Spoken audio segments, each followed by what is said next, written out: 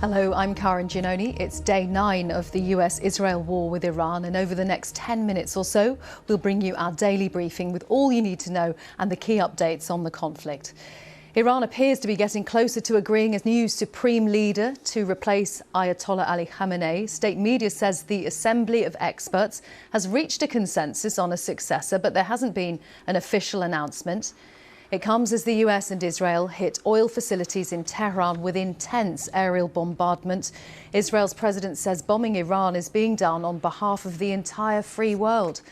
Iran has fired another missile barrage towards central Israel. First responders say 6 people were wounded, and pictures show a blast hole in a street in Tel Aviv.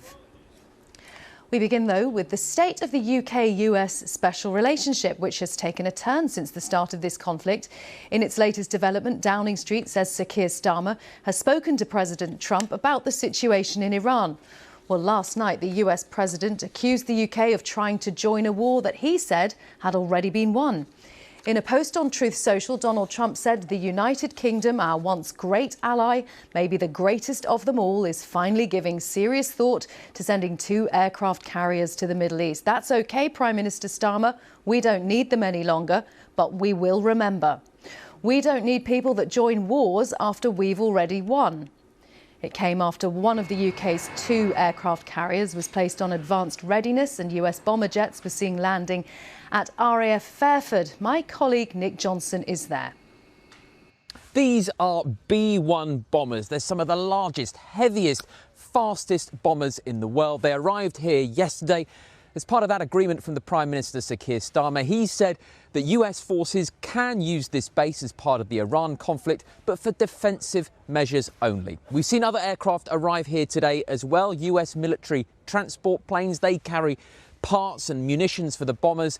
2 of those planes arrived from an Air Force base in North Dakota, the same Air Force base where large B-52 Stratofortress bombers are based, suggesting that they might arrive at RAF Fairford in the coming days as well. RAF Fairford has a long history of partnership with the US Air Force. It's been used by the United States since the 1950s. It's also got one of the longest runways in the UK, coming in at just under 2 miles long, and it sits halfway roughly between the eastern seaboard of the US and the Persian Gulf, making it a strategic location for refuelling and rearming.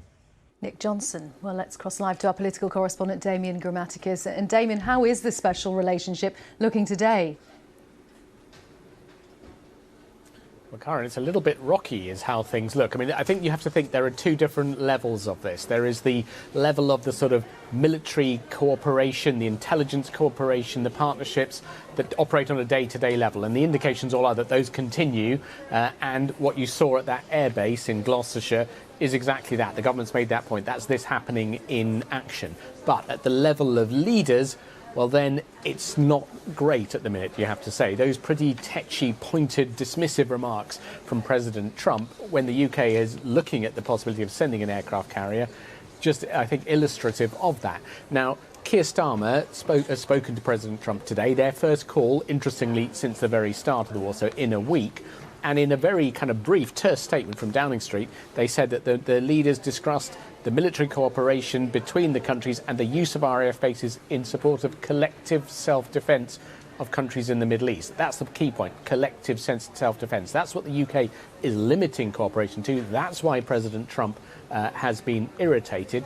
But what we've heard today from UK ministers, they are determined, they say, to take decisions in the UK national interest, not to outsource foreign policy.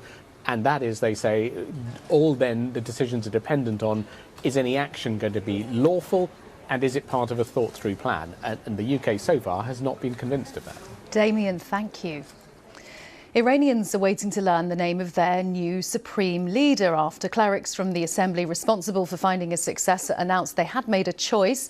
There is mounting speculation it'll be the son of the late Ali Khamenei, Mojtaba. Berang Tajdin from BBC Persian has more.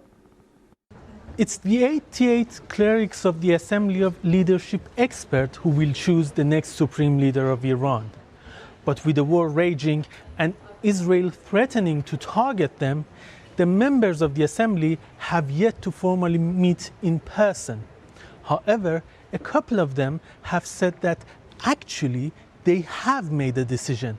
And one has said that it is the same person that the great Satan, by which they mean the United States, has mentioned. That indicates that it could be Mujtaba Khamenei, the 56-year-old son of the late Supreme Leader Ayatollah Ali Khamenei. However, Mujtaba Khamenei has never stood for elections, held any public office, or even given a public speech. But if he is chosen, and that is a big if right now, many expect him to pursue the same hardline policies and take the same positions as his predecessor and father, Ali Khamenei. Oil depots in Iran were hit overnight by intense US-Israeli aerial bombardment, with locals reporting multiple explosions and a sky blackened with thick smoke. My colleagues at BBC Persian have received some messages from people inside Iran. We've voiced up their words. Karat was calm for a day, but now it has turned wild again. They have blown it up. Oil depot, Hisar and Baghistan areas. It was as if the night has suddenly turned into day. The city is really covered in smoke.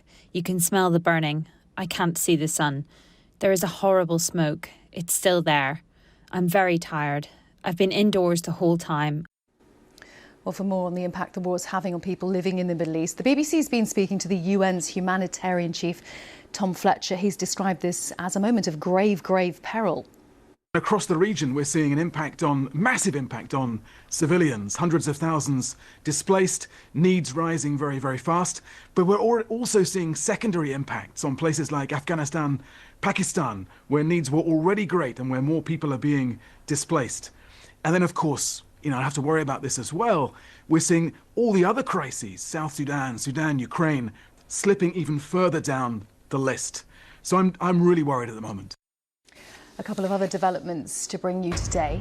Lebanon's government says nearly 400 people have been killed in a week of Israeli strikes. Israel's massed forces along the border and repeatedly told people in southern Lebanon and the southern suburbs of Beirut to evacuate. The Lebanese government says almost 500,000 people have registered as displaced since fighting began. A drone strike on a government building in Kuwait sparked a huge fire overnight. Attacks have been reported across the Gulf, with explosions heard in Abu Dhabi. The United Arab Emirates says it detected 238 ballistic missiles from Iran in the past week. Well, as we enter the second week of the US-Israeli war with Iran, where do things stand for the region and for the wider world? And where could this conflict be heading? Those are some of the questions people are searching most. And here with me to try to give us some answers, our chief international correspondent, Lise Doucet. Hello to you, Lise. And first of all, has this gone the way the US expected? Well, we don't really know what the US expected, what Israel expected in the first week, because there were some reports that they believe that once they had assassinated the top cleric, Ayatollah Khamenei, in the very first salvos on that Saturday, February 28th, that the regime would collapse, which of course hasn't been the case. But what the Pentagon has been saying, and President Trump and his Secretary of Defense, or Secretary of War as he calls himself, what they've been saying is that they're ahead of schedule, that they have made an extreme faster progress than they expected. They give the figures that more than 60% of Iran's ballistic missiles have been destroyed, that they have near complete control of the skies, and of course they have killed dozens of top clerical and security officials. President Trump even admitted that some of the people they had in mind to replace the Ayatollah Khamenei had actually been killed. But the regime is still standing. There's been no defections and there's been no cracks. Lots of people on TikTok asking, what is the plan heading into week 2? Do we know where this goes next? Well, since President Trump really likes TikTok, maybe the TikTokers should ask President Trump, what do you really want, President Trump, when you have sent your country into war? He says different things, different days. we thought with his first statement on the early hours of February the 28th that he was calling on Iranians to rise up after the bombing was over. So people thought this is about regime change, bringing down the regime.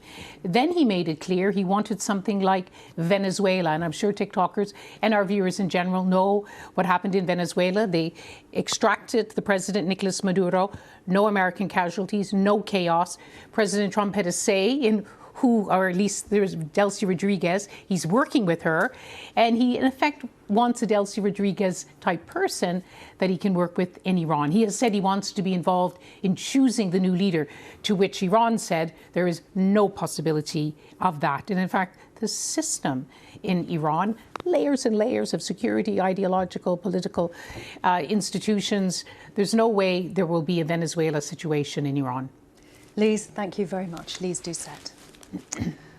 Well, whether you're joining us on YouTube, TikTok, BBC Sounds, radio or TV, thanks for being with us. We will be back at the same time tomorrow with the Iran War Today. Goodbye.